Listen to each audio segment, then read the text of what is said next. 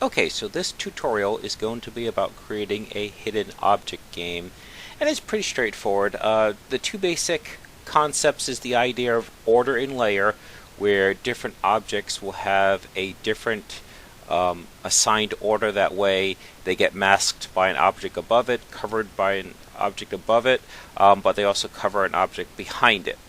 And the idea that certain objects should be clickable and others should not be clickable. And so it's pretty straightforward coding. So first let's put the objects into place. Let's go ahead and put the dorm into place. Now, one of the things that's going to be different about this one is normally we put the bottom layer's order layer 0, and then we put everything on top of the order layer 1, 2, 3, 4, 5. We're actually going to go into the negatives this time, and it's just to save a little coding, and when we get to it I'll explain why.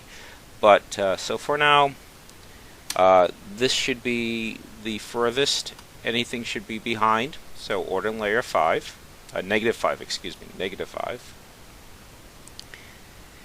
And you don't have to place things in the order in which they're going to be. So I could place something now and have it be order 2 or order 7. You don't have to put it in the sequence in which they're going to be in order. So let's go ahead and put these two objects in. I'm going to highlight these both. These are going to be, let's make, so if the room is negative 5, let's make these negative 3. Technically this bed should be on a different layer than this one because it's in front of it, but since they don't actually overlap, functionally it won't make a difference. And let's see what else we got. Okay, let's start putting in some of the objects that need to be clicked on, and I've used these in other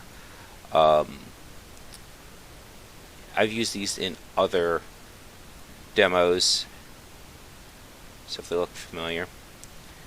So they all should be, since we said the other ones were, we said the beds were negative 3, then these need to be negative 4. That way they are below the bed but above the wall. So let's just randomly grab one and you'll see that. See, it's behind the bed because the bed is negative 3, but the wall is negative 5. This object is negative 4, so that puts it right between them. Grab the scythe and we'll move it around. Now it's not a really great hiding job that I'm doing, but it's just to give the basic idea. Something else that you can do, I didn't bother doing it with this one, but if say how this desk is transparent, there's two ways that you can do that. You can either make the object transparent in the drawing program, or you can just make it transparent by using this right here, the color attribute. If you click on it, you can make it transparent. We're not actually going to do it in this one. I just want to let you know that that was a possibility. And let's put the toy spaceship in here too. And this has to be negative 4. So make it look like it's kind of peeking out from the hem of the bed. And alright, so now we're just going to take the text box, and that needs to be on top of everything else at the moment. So we'll put that at negative 2.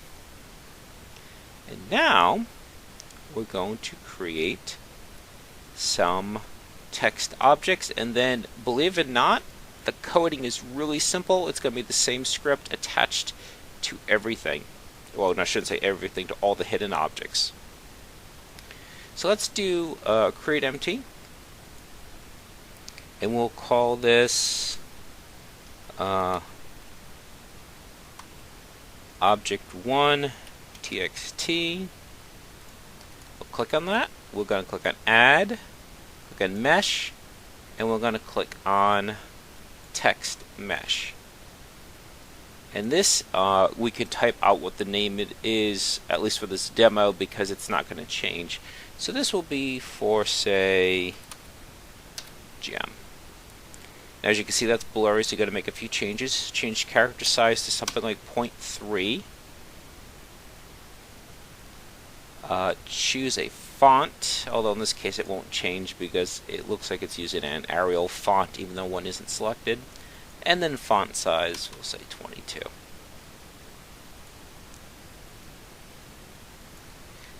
Now if you notice, the word overlaps, it's on top of the text box, as we did this, -2. So for some reason, okay, as you can see, sprites have this, sprite renders have this order and layer. Text meshes still do not. And this is the newest version of Unity, so I don't understand why.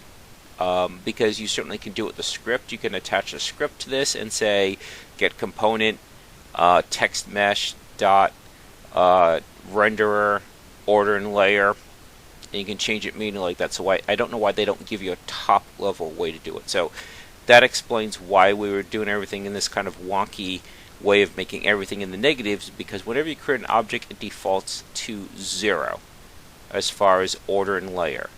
So now this is on top of everything without having to add an extra script, or you can add an extra script, your choice. So let's create a couple more.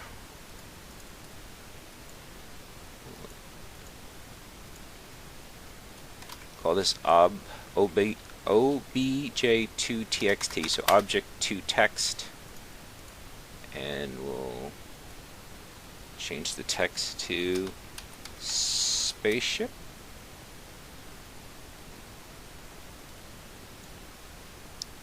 And we'll make one more.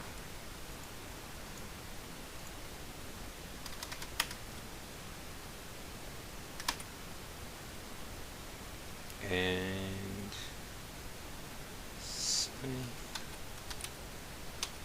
actually we have 4 objects, don't we? So we'll make another one.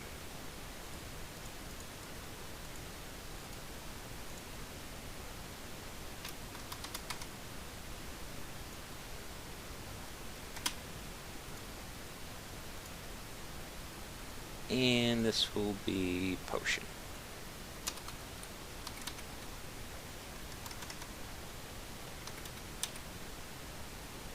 Okay, so if you've played hitting object games, the way it works is at the bottom they'll usually have a text telling you what you're looking for, spelling out what you're looking for. Some might show like a shadow image, I've seen that as well, but some of them just have it straight out written out what you're looking for. When you click on the corresponding object, not only does the object disappear, but then you either get like a strike through, or it just disappears. So we're going to do the disappear, and then you can always build on that as far as maybe adding a strike through or changing color or some other flourish on top of that. So how does this work? Click on the hidden objects, add component, physics 2D.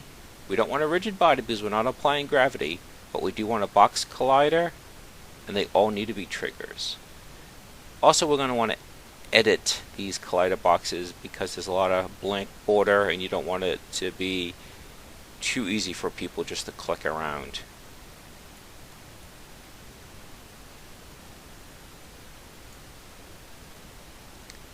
Particularly for a game like this where objects might have very odd shapes, you might be better off using, rather than just a box collider, you could use like an edge collider or a polygon collider, and it'll create a shape around it for you. It'll ignore the blank space and actually basically do an outline.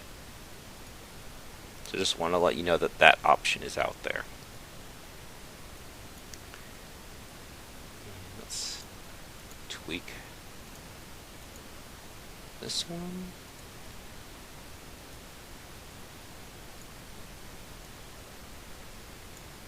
Okay, so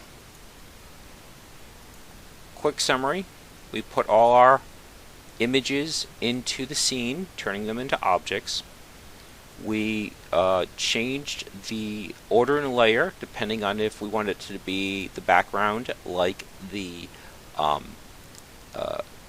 background image, or we wanted it to be an obstacle, something that blocks the view of other objects, such as the beds, so they were a higher number, order in the layer. And then we put the hidden objects a number in between them, so that way they're on top of the background but being blocked out by the objects, by the obstacles. We dragged and dropped in our text box. Don't have to do anything with it except that it was even higher order in the layer. And the final thing is we created objects each with a text mesh. Each one is going to correspond to the clickable object. And the clickable objects, we all set them as trigger. Believe it or not, the bulk is done. The scripting for this is incredibly easy. So, right click, create C# script, and we'll call this click control.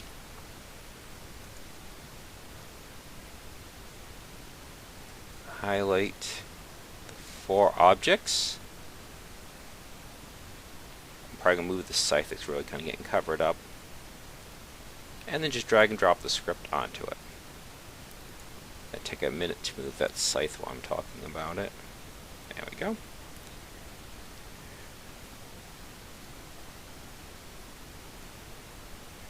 Okay. Now let's go ahead and open up that script.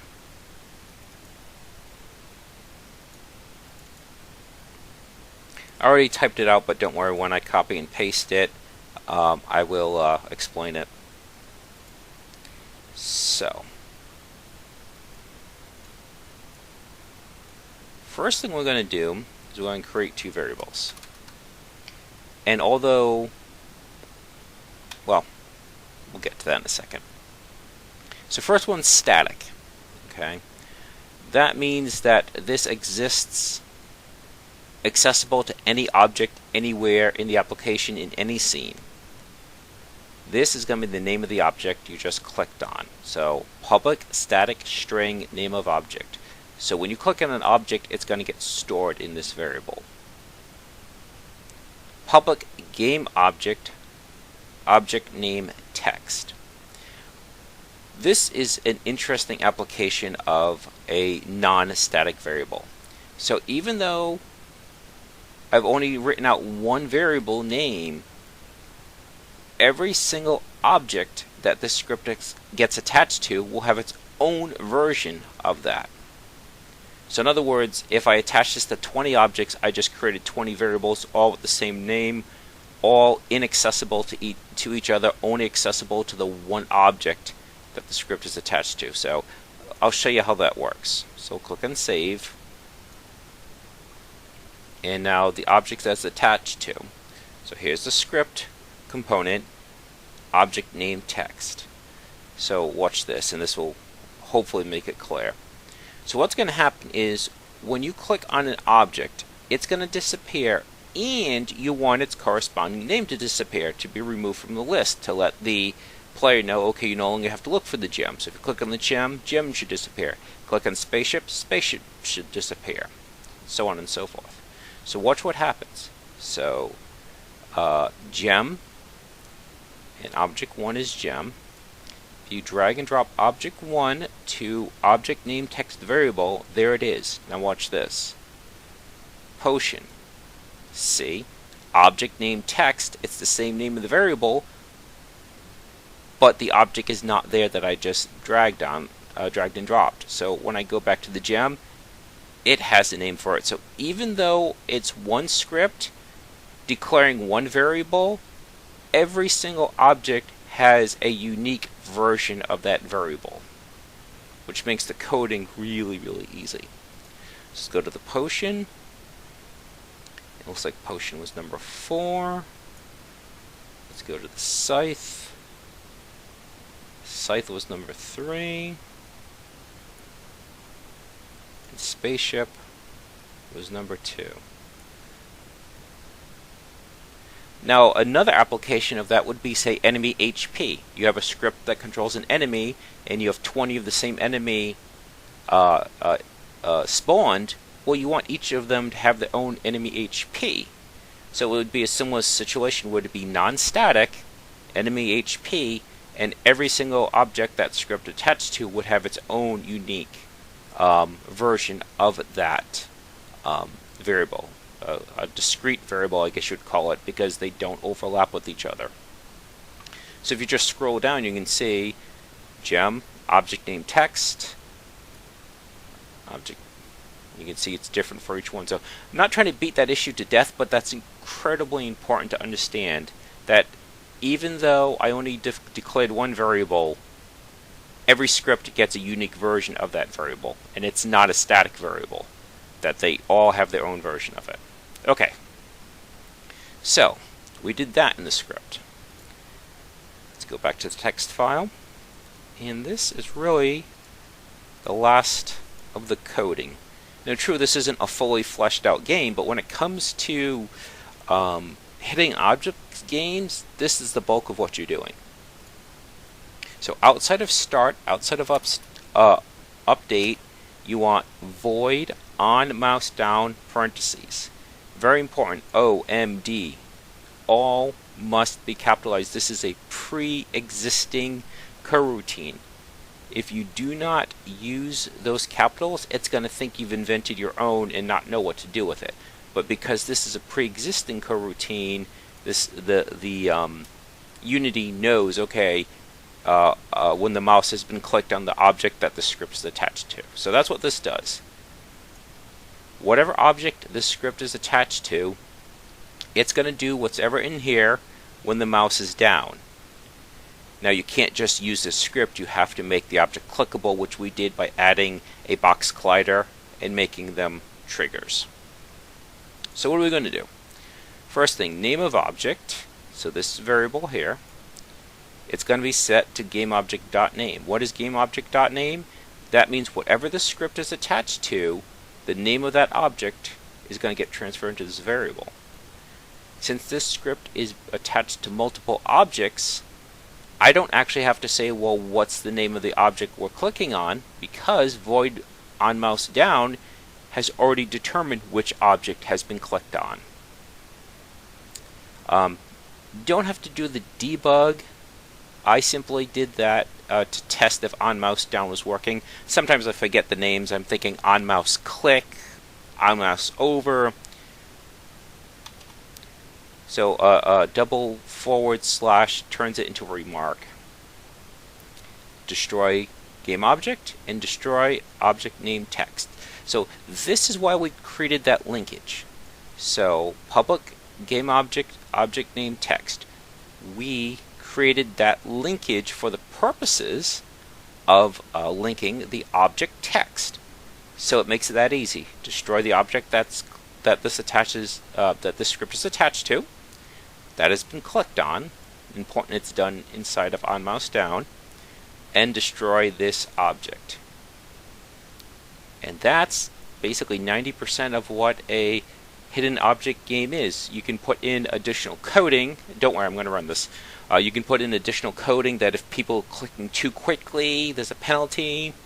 Maybe I'll do a follow-up video for that. You can also, if people click not so much quickly, but if they do 5 clicks and don't click on anything, there's also a penalty, that kind of thing. You can add recharge meters that also reveal one object. So we'll see what kind of response we have to this video to see how much more I'm going to do. So we run it. Okay, and this is pretty much what a hidden object game looks like. You have a room usually, or maybe you're outside, you have some kind of area, and you just have clutter. And obviously this isn't a very good one, but that wasn't the intention. The intention was simply to get the idea of the basic functionality. Now, even though the bed is covering up the object, because I intentionally did not put a box collider on top of this, even though the image occludes it, it's still clickable. So watch what happens. The ship disappeared and the corresponding name disappeared. Gem disappeared, that disappeared. That disappeared, that disappeared. Perfect. So that's like, whatever, 90% of what a hidden object game is about. Is just that. Now there might be a few other things like, talking to NPCs, story advancement, but as far as the basics, that's it. And like I said, depending on response, I might do a follow-up video to this. You can also do some flourishes, like when you click on this, rather than just have it disappear, it would instantiate like a little sparkle. Might do that in the next video. So that should about do it. That's the basics.